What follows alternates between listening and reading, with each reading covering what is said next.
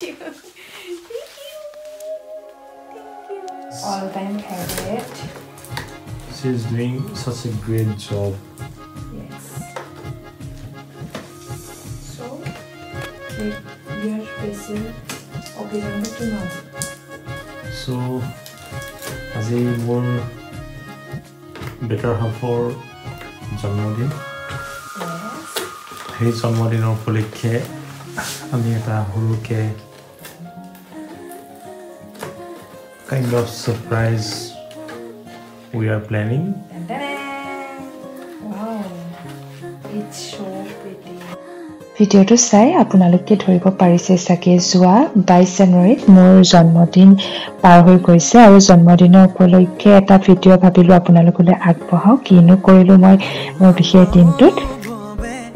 আৰু প্ৰতি বছৰৰ দৰে মোৰ ফ্ৰেন্সি আহিলে আৰু এবাৰ পিছে মোৰ বাৰ্থডেটো অলপ স্পেচিয়েল বুলি এইবাবে কম যেহেতু তেওঁ কোনোদিন ৰাতি 12টা বজাত এনেদৰে মোক সাৰপ্ৰাইজ প্লেন কৰা নাছিলে আগৰ কেইবছৰ যোৱা কেইবছৰ যি হৈ গৈছিলে দিনতে কৰা হৈছিলে কিন্তু এইবাৰ তেওঁ আহিলে আৰু খুব ধুনীয়াকৈ যিমান পাৰে নিজৰ ফালৰ পৰা চেষ্টা কৰিলে তেওঁ ডেকোৰেশ্যনখিনি কৰিব আৰু ক'লে কেকটো তোমাৰ নিজৰ হাতেৰে ওপেন কৰা তাৰপাছত 12 বজাৰ লগে লগে আমি খুব ধুনীয়াকৈ কেক কাটিং কৰি মোৰ বিশেষ দিনটো সেলিব্ৰেট কৰিলো আৰু কেক কাটিং কৰি থাকোতে যেতিয়া বেলুনটো ফুটি গৈছিলে মই খুব শক খাই গৈছিলো কাৰণ মই ভবা নাছিলো যে আৰু তেওঁ কোৱা নাছিলে এনেদৰে যে বেলুনটো ফুটি যাব জলি জলি এনেদৰে খুব ধুনীয়াকৈ আমি কেক কাটিং কৰিলো আৰু কেকটোৰ নাম মেবি বম ফায়াৰ নে কি এনেদৰে কৈছিলে তেওঁ মই অলপ পাহৰিও গৈছো যেহেতু ইমান ভালকৈ নাজানো ফাৰ্ষ্ট টাইম আছিলে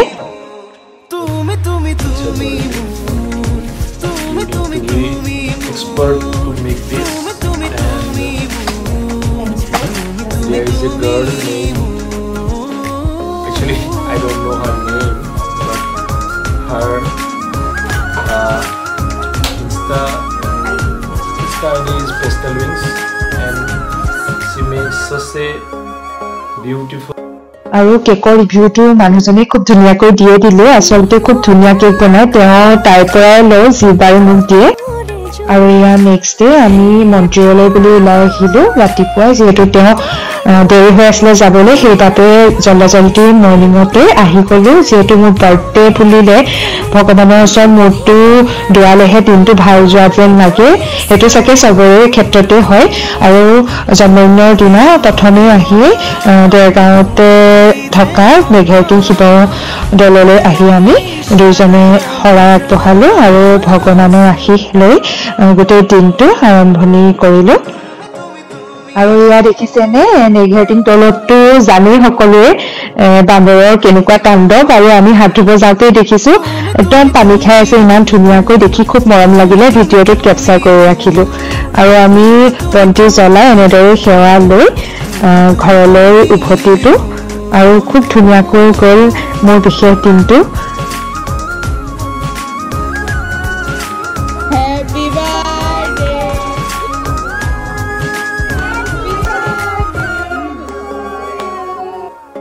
ঘৰত আহি আকৌ এটা সাৰপ্ৰাইজ মাহী আৰু মাহীৰ ছোৱালী দুইগৰাকী আৰু মা মিলি ইমান ধুনীয়াকৈ মোৰ বাবে সাৰপ্ৰাইজ প্লেন কৰি থৈছিল আহি দেখি মনটো খুব ভাল লাগিছিলে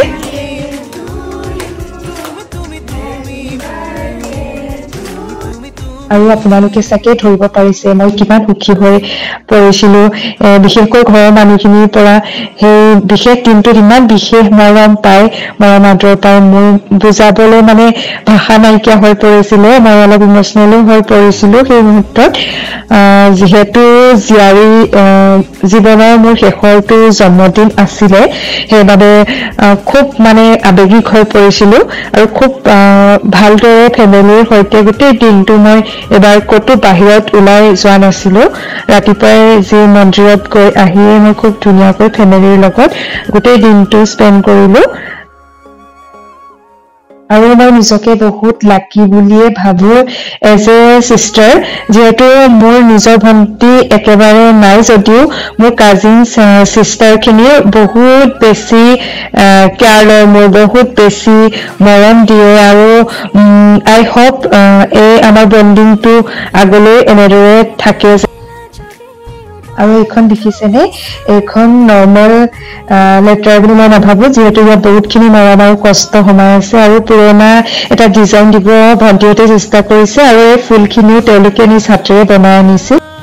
আৰু আপোনালোকৰ শুভেচ্ছা আৰু মৰমবোৰে মোৰ বিশেষ দিনটো আৰু বিশেষ কৰি তুলিলে সকলোকে ধন্যবাদ আজিলৈ তেন্তে আহিছো ভিডিঅ'টো চাই কেনেকুৱা পালে জনাব বাই বাই